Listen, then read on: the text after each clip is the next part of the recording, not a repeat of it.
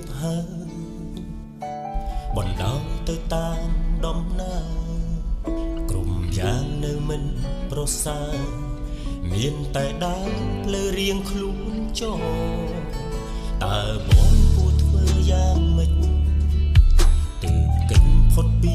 កំហុសបងដឹងអូនលែងចង់ស្មោះបងតែងខកក្នុងកែវភ្នែកអូ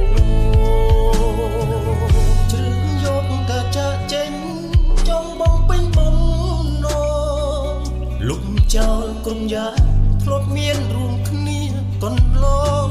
ធ្វើជានាងដតីបើគេសួរអូនបាត់បងទៅណាប្រាប់គេចោលថាបងសាវ៉ាមានអ្នកថ្មីបងអាក្រក់មិនសមនួនល្អដូចថ្លៃ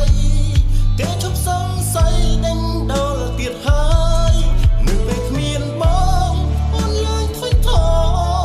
នោះគួរឲ្យស្អប់អ្នកនេះមិនរំខានទៀតឡើយសង្ឃឹមការចាក់ចេញ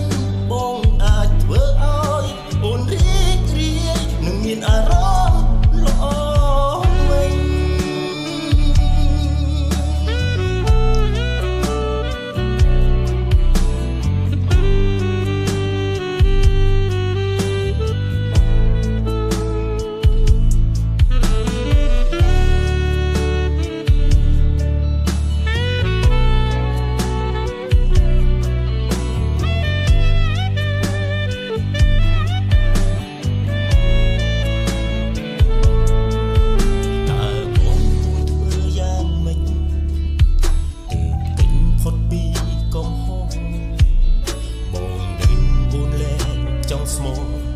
បងតែងខកក្នុងកែវភ្នែកអូជ្រើសយកការចាក់ចេញចង់បងពេញបំណងលុបចោលក្រុមយ៉ាធ្លាប់មានរួមគ្នាកន្លង